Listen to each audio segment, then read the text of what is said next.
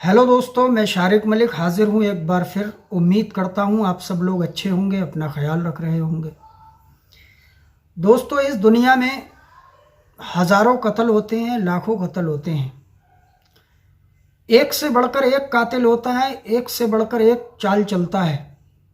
हर कातिल अपने आप को बहुत शातिर समझता है, चालाक समझता है, समझदार समझता है। लेकिन दोस्तों, ये भी एक सच्चाई है कि कोई भी कातिल ऐसा नहीं होता जो कत्ल करने के बाद कोई सबूत या सुराग ना छोड़े। हर कातिल चाहे कितना भी चालाक हो, कितना भी समझदार हो, कितना भी शातिर हो, सीरियल किलर हो, कैसा भी कातिल हो, कितना भी खतरनाक हो, कितना भी खौफनाक हो, वो कोई ना कोई सबूत या सुराग छोड़ता ज़रूर है, या कोई भी ऐसा काम कर जाता है जिससे पुलिस उस तक एक ना एक दिन पहुंची जाती है। खैर दोस्तों, अब आज की कहानी पर आते हैं। आज की कहानी कानपुर की है। 27 जुलाई 2014, शहर कानपुर। यहाँ पर एक अरबपति इंसान मिस्टर ओम प्रकाश दसानी रहते थे। इनका बिस्किट का बहुत बड़ा कारोबार था। अरबपति इंसान थे। इनके दो बेटे थे। इनका एक बेटा, जो छोटा बेटा था, उसकी उम्र थी 30 साल और उसका नाम था पीयूष। 2012 में उसकी शादी होती है। उसकी वाइफ का नाम ज्योति, उसकी बीवी का नाम ज्योति था। शादी को 2 साल हो जाते हैं। ज़िंदगी ठीक ठाक चलती है। अरबपति लोग हैं, बड़ा घराना। और इसकी जो पीयूष की जो शादी हुई थी, ये जबलपुर से शादी हुई थी। वो भी बहुत बड़े बिजनेसमैन, वो भी अरबपति लोग। अब 27 जुलाई संडे का दिन, ज्योति पीयूष से कहती है आज संडे है, चलो कहीं बाहर खाना खाने चलते हैं, कहीं लॉन्ग ड्राइव पर चलते हैं, घूम कर आते हैं, छुट्टी का दिन है। 27 जुलाई 2014 को पीयूष अपनी बीवी ज्योति के साथ होंडा अकॉर्ड अपनी कार से कानपुर में निकल जाते हैं और एक बहुत बड़े रेस्टोरेंट में जाकर लंच करते हैं।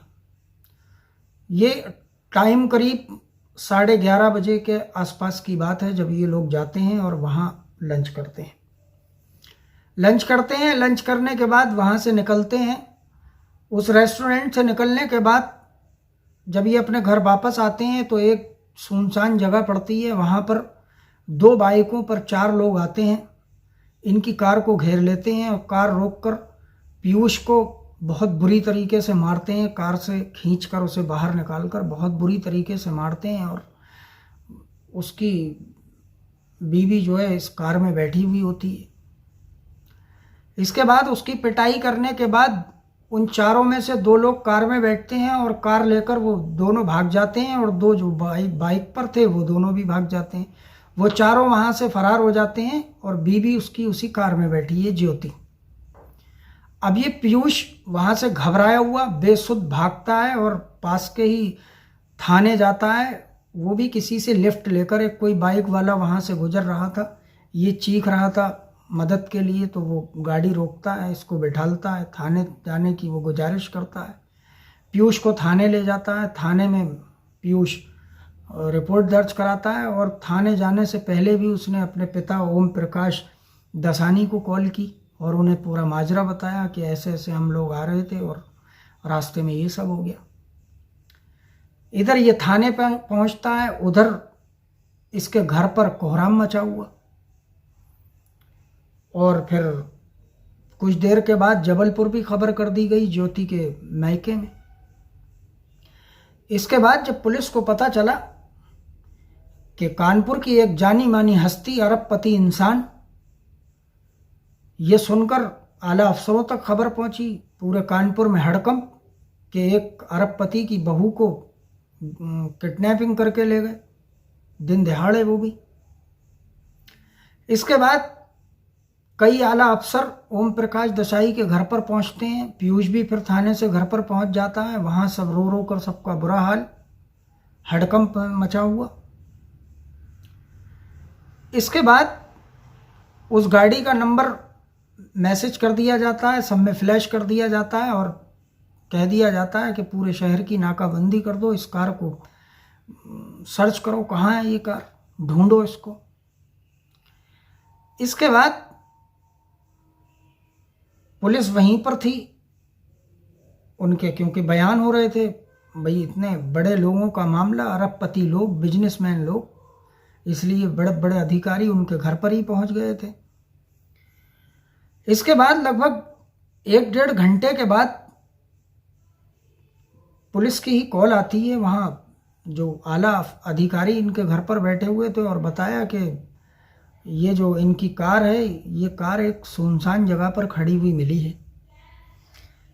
जब ये पता चलता है तो इसके बाद फौरन ही पुलिस की एक टीम वहाँ पर पहुँचती है कार के पास, और जब कार के पास जाती है और कार का गेट खोलती है तो जब उसका गेट खोलती है तो दंग रह जाती है, हैरान रह जाती है, क्योंकि कार में मंजर ही कुछ ऐसा था। ज्योति का कत्ल हो चुका था। एक धारदार तेज हथियार से 17 वार किए गए थे उसकी बॉडी पर। इसके बाद तो पूरे कानपुर में हाहाकार मच गई, एक हंगामा खड़ा हो गया, पुलिस भी परेशान कि मामला क्या है। अब पुलिस यहां पर यह सोच रही है कि अगर ज्योति को किसी किडनैपर ने किडनैप किया फिरौती मांगने के लिए, तो फिरौती के लिए कोई फ़ोन नहीं आया, कोई लेटर नहीं आया, कोई मैसेज नहीं आया, और उससे पहले ही ज्योति की मौत कैसे? फिर ज्योति को मारा क्यों? इसका मतलब माजरा कुछ और है। खैर ये बात होती है। इसके बाद उसकी बॉडी को अस्पताल भेज दिया जाता है पोस्टमार्टम के लिए। अब इधर ओम प्रकाश दशानी की पूरी फैमिली आनंद फानन में हॉस्पिटल पहुंचती है। वहाँ मुर्दा घर में ये खड़े होते हैं और रो रो कर बुरा हाल, ख़ास तौर से पीयूष का तो बहुत बुरा हाल, बहुत ज़्यादा रो रहा था, पूरी फैमिली रो रही थी। इसके बाद वहाँ पर कुछ आला अधिकारी भी पहुँचे, क्योंकि ये फैमिली एक ऐसी थी, बहुत बड़ी फैमिली, नामी ग्रामी, मैं आपको पहले भी बता चुका हूँ, इनका बिस्किट का बहुत बड़ा व्यापार था। अब वहाँ पर एक अनुभवी अधिकारी की नज़र पीयूष पर पड़ती है और वो पीयूष को बड़ी ध्यान से देखते हैं। वो देखते हैं पीयूष जब घर पर आया था थाने में रिपोर्ट दर्ज कराकर, तो ये जो अधिकारी थे, जो आला अफसर थे, ये पीयूष के घर पर मौजूद थे। पीयूष फिर बाद में पहुंचा था, पुलिस जो अधिकारी थे वो पहले पहुंच गए थे। तो पीयूष ने एक जो टी शर्ट थी वो दूसरी टी शर्ट पहन रखी थी, और अब अस्पताल में जब आया है तो फिर दूसरे कपड़ों में, अभी शर्ट चेंज है। उस अफसर को बड़ा अजीब लगा और उन्होंने कहा ये कैसे हो सकता है? एक इंसान जिसकी बीवी का अभी अभी 2-3 घंटे पहले कत्ल हुआ है, और वो इंसान इस बीच में कपड़े भी बदल कर आ गया। बड़ा अजीब माजरा। अच्छा, जब पुलिस उस कार पे पहुंची थी तो उससे पता चल रहा था कि ये कत्ल ज़्यादा टाइम पहले नहीं बल्कि लगभग 1.5 घंटा पहले हुआ है, क्योंकि जो ब्लड था वो ठीक से जम भी नहीं पाया था।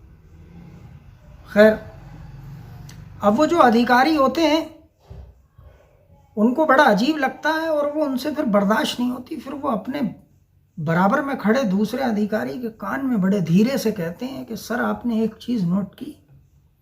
वो बोलते हैं क्या?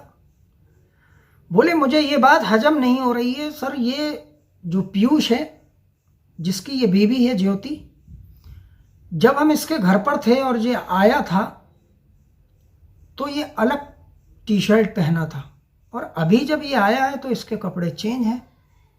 ये कैसे हो सकता है? ये क्या माजरा है?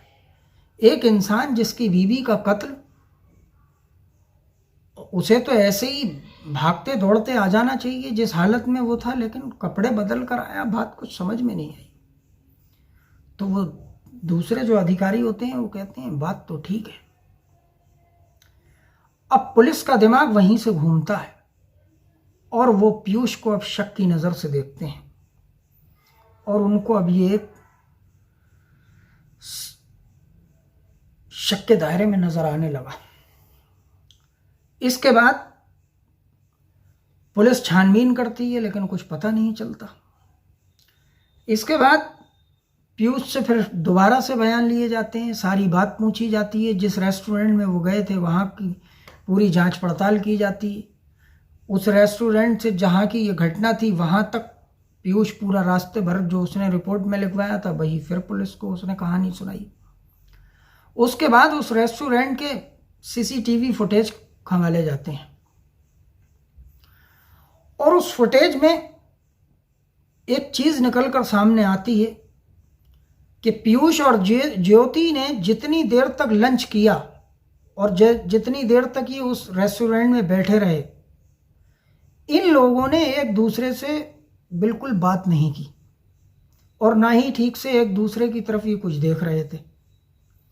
बाकी वेटर आ रहे हैं, उनसे बात कर रहे हैं, सबसे बात कर रहे हैं, लेकिन आपस में ये दोनों एक दूसरे से बिल्कुल बात नहीं कर रहे हैं।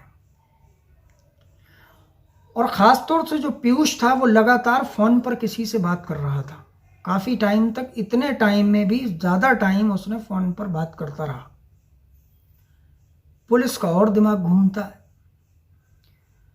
अब पुलिस शक की नज़र से तो देख रही है, लेकिन मामला एक अरबपति के बेटे का, पुलिस को हाथ डालते हुए भी एक अजीब सी बात लग रही थी कि हाथ हम तब डालेंगे जब कोई पुख्ता सबूत होगा।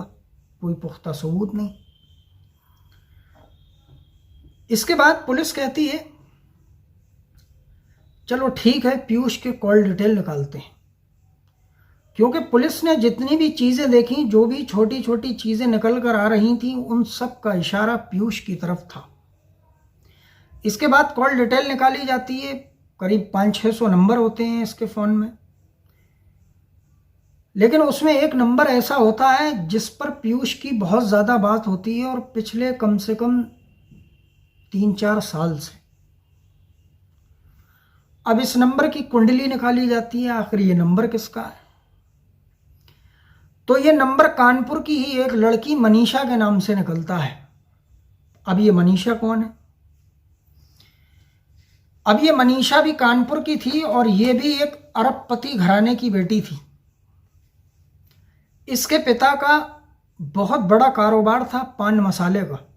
उनकी भी पान मसाले की फैक्ट्री थी और पीयूष की बिस्किट की फैक्ट्री थी। बिस्किट का बहुत बड़ा कारोबार था। अब पुलिस के पास ये अहम सबूत, लेकिन पुलिस वही दिक्कत कि इतना बड़ा घराना और इन लोगों पर हाथ डालते हुए थोड़ा अजीब सा महसूस हो रहा था। तो पुलिस किसी पुख्ता सबूत के चक्कर में लगी हुई थी, लेकिन कुछ ऐसा मिल नहीं पा रहा था। आखिरकार ये जो कत्ल हुआ था, इसके 4 दिन बाद पुलिस पीयूष को थाने बुलाती है। पीयूष से कहती है आप थाने आइए, आप विक्टिम हैं, आपने ही रिपोर्ट लिखाई थी, आपसे कुछ थोड़ी पूछताछ करनी है। लेकिन जब पीयूष थाने जाता है तो वो सोचता है मुझसे पूछताछ करने के लिए बुलाया है, और जब वो थाने में पहुंच जाता है और जब उससे पूछताछ शुरू होती है तब उसकी समझ में आता है मुझे विक्टिम के तौर पर नहीं बल्कि एक कातिल के तौर पर मुझे थाने में बुलाया गया है। अब इधर पुलिस इसको बुलाती है, इससे पूछताछ करती है, और उधर मनीषा को भी पुलिस बुलाती है। पुलिस मनीषा से कहती है आप आइए, आपसे कुछ पूछताछ करनी है ज्योति मर्डर केस में, और आपकी अगर हेल्प मिलेगी तो बहुत अच्छा होगा। मनीषा भी आ जाती है। अब इन दोनों को एक ही थाने में अलग अलग बिठाया जाता है, दोनों से पूछताछ होती है, फिर दोनों को मिलाया जाता है, आमने सामने पूछताछ होती है। ये लोग दोनों पुलिस को बहुत घुमाने की कोशिश करते हैं। उसके बाद पुलिस सारा इनका बायोडाटा सब इनके सामने रख देती है। इनके कॉल डिटेल, इनकी चैट, कितनी कितनी देर बात हुई, कब से बात हो रही है, ये सब जब रखती है, और पुलिस फिर कहती है इनसे कि तुम खामोशी से, इज्जत से बताते हो या फिर हम अपने तरीके से पूछें। इसके बाद पीयूष टूट जाता है और फिर वो एक कहानी सुनाता है। और पुलिस जब इनके ओम प्रकाश देसाई के घर में, पीयूष के घर में गई थी, तो वहाँ पर जब उसने इनके रूम की छानबीन की तो पुलिस को एक डायरी भी मिली थी। उस डायरी में ज्योति ने अपनी पूरी कहानी लिखी थी। उस डायरी में लिखा था, पीयूष ने मुझसे शादी तो की, लेकिन पहली ही रात से उसने कभी मुझे अपनी पत्नी माना ही नहीं, अपनी पत्नी का कभी मुझे दर्जा दिया ही नहीं, अपनी पत्नी वाला कभी प्यार उसने दिया नहीं, अपनी पत्नी वाली कोई खुशी उसने आज तक मुझे दी ही नहीं। वो एक डायरी लिखती थी और ये भी पुलिस ने सबूत के तौर पर बड़ी संभाल कर रखी थी। बड़ी इमोशनल वो डायरी थी, उसमें सारे कारनामे इसके पीयूष के लिखे थे। और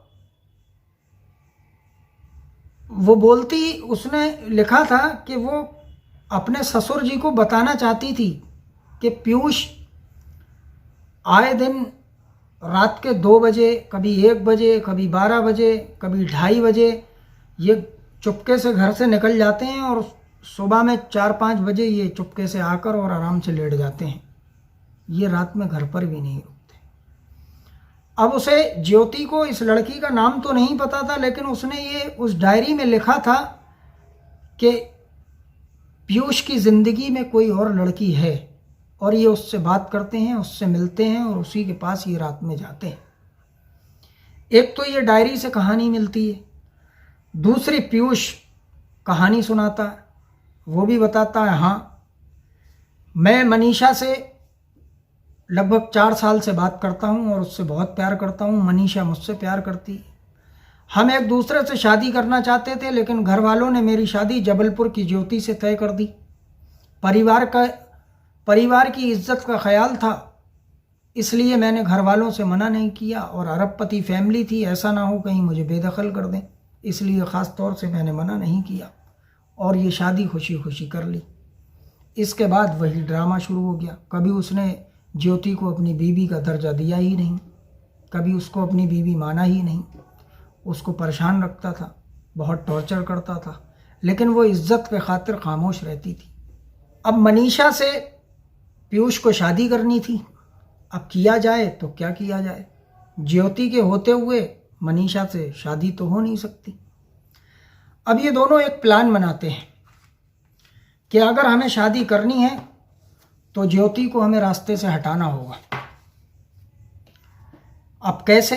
तो इन्होंने फिर प्लान बनाया और कहा कि इस कत्ल को किडनैपिंग का नाम दिया जाएगा और किडनैपिंग की तरह ही इसको दिखाया जाएगा। पीयूष अपने ड्राइवर और अपने घर के एक नौकर को इसके लिए तैयार करता है, उनको पैसों का लालच देता है और उनसे कहता है कि हमें ऐसा ऐसा काम करना है, तुम लोगों को साथ देना होगा, इसके लिए तुम्हें एक मोटी रकम मिलेगी और तुम जाओ कोई सुपारी किलर जो हों उनको तलाश करो, जो हमारे काम में सहायता करें, हमारे काम को अंजाम दें, इस कत्ल को अंजाम दें। इसके बाद सुपारी किलर का इंतज़ाम किया जाता है और फिर ये बहुत दिन से प्लानिंग बना रहा था ज्योति को मारने की। अब संडे का दिन 27 जुलाई 2014 को इसको ये मौका मिला। ये ज्योति को खुद लेकर जाता है, कहता है चलो आज हम तुम्हें बाहर खाना खिला कर लाते हैं, तुम्हें घुमा कर लाते हैं, आज तक तुम्हें कभी कहीं ले नहीं गए। अच्छा, ये दोनों मियाँ बीवी, किसी के सामने किसी को शक नहीं होता था कि इन दोनों के अंदर कुछ अनबन चल रही है, क्योंकि बड़ी बड़ी पार्टियों में ये जाते थे, बड़ी बड़ी शादियों में ये जाते थे, लेकिन वहाँ पर कुछ ऐसा करते नहीं थे जिससे किसी को कुछ शक हो और फिर इनकी इज्जत पर आए, क्योंकि फैमिली, ये घराना ऐसा था, अरबपति घराना था। तो ये जाते हैं, ज्योति बड़ा खुश होती है और वो कहती है आज तो इनका, पीयूष का मूड बहुत अच्छा है, आज बिल्कुल चेंज है। वो बड़ा खुशी से वो जाती है और कहती है चलो आज कहीं लॉन्ग ड्राइव पर भी चलते हैं। बस पीयूष को इसी मौके की तलाश थी और वो वहाँ जो रेस्टोरेंट में खाना खाते हैं, लंच करने के बाद ये लोग वापस आते हैं और वो अपनी जो तय की हुई जगह थी वहीं पर उस गाड़ी को ले जाता है और वहाँ गाड़ी रोकता है। वो 4 लोग वहाँ पर पहले से मौजूद थे। ये सब एक प्लान का हिस्सा था। पीयूष ने जो रिपोर्ट लिखवाई थी कि ज्योति ने बोला था लंच के लिए चलते हैं, घूमने चलते हैं, ये झूठ था। बल्कि पीयूष ने ज्योति को बोला था कि चलो आज तुम्हें कहीं बाहर खाना खिलाकर लाते हैं। वो चारों वहाँ पर होते हैं और साथ में ये पीयूष भी होता है और ये पीयूष भी उन कातिलों के साथ होता है, उस टाइम मौजूद होता है जिस टाइम ये ज्योति को मारा जाता है। और ये इस तरीके से मारते हैं कि 1% ज्योति बच ना पाए, क्योंकि अगर वो बच गई तो फिर मामला पूरा उल्टा हो जाएगा और बहुत ज़्यादा खेल खराब हो जाएगा। इसके बाद ये उसके एक तेज़ धार हथियार से 17 वार करते हैं और उसको जान से मार देते हैं। और फिर प्लान के मुताबिक वहाँ से वो जो लोग थे वो गाड़ी लेकर आगे भाग जाते हैं, दूसरी जगह सुनसान जगह पर खड़ी कर देते हैं। जब वो चले जाते हैं उसके बाद ये चीखना शुरू करता है, फिर एक बाइक वाला रुकता है, उससे ये लिफ्ट लेता है और फिर ये थाने पहुँचता है। इसके बाद पुलिस चार्जशीट दाखिल करती है। इन सबको पकड़ा जाता है। पकड़ने के बाद इन पर केस चलता है। अभी ये केस निचली अदालत में ही है। अभी 2022 में पिछली साल इसका अपडेट आया था कि उसको जो है पीयूष को 15 दिन की प्रोल पर छोड़ा गया है क्योंकि उसकी माता की तबीयत ख़राब है। लेकिन अदालत ने ये फैसला सुनाया कि इसको ज़मानत नहीं दी जाएगी और फिर वो दोबारा से उसको जो है जेल में डाल दिया गया है। केस चल रहा है। हाँ, मनीषा की ज़मानत हो चुकी है। आगे क्या होगा मैं आपको ज़रूर बताऊंगा जब भी इसका अपडेट आएगा। लेकिन शायद केस बहुत लंबा चलेगा क्योंकि आप प्रोसेस जानते हैं अदालत के क्या होते हैं। निचली अदालत, हाई कोर्ट, सुप्रीम कोर्ट, फिर क्या क्या होता है आप अच्छे से जानते हैं। तो दोस्तों ये थी एक कहानी जो एक टी शर्ट से पकड़ी गई। सबसे पहले टी शर्ट जब उन्होंने देखी वहीं से उनको शक हुआ था, पुलिस के जो अनुभवी अफसर थे। तो दोस्तों यही मैंने शुरू में कहा था, मुजरिम कितना भी शातिर क्यों ना हो, कितना भी चालाक क्यों ना हो, लेकिन कोई ना कोई वो ऐसा सबूत सुराग छोड़ता है जिससे पुलिस उस तक एक ना एक दिन पहुंच ही जाती है और वो पकड़ा जाता है। तो दोस्तों मैं आपको कल फिर मिलूंगा। आपसे एक बार फिर वही आग्रह, मेरे चैनल को सब्सक्राइब कर लें, मेरी वीडियो को लाइक करें, कमेंट करें। मेरी कोई गलती हो, कुछ भूल जाता हूं मैं, या आपको कुछ अलग लगता हो तो मुझे कमेंट में या ईमेल पर मुझे मेल कर बताएं जिससे मैं सुधार करूं। या आपको कहीं की कहानी सुननी हो तो मैं आपको वहां की कहानी सुनाऊं। मुझसे एक भाई ने निठारी कांड की जो वारदात हुई थी उसकी कहानी के लिए बोला है, जल्द ही मैं वो कहानी सुनाऊंगा। ठीक है दोस्तों, अब मुझे दीजिए इजाज़त। कल फिर मिलूंगा एक नई कहानी, एक नई क्राइम की कहानी के साथ। एक नया जुर्म, एक नई वारदात क्या होगी वो तो कल ही मैं आपको टॉपिक बताऊंगा। तब तक के लिए मुझे दीजिए इजाज़त। जय हिंद, जय भारत।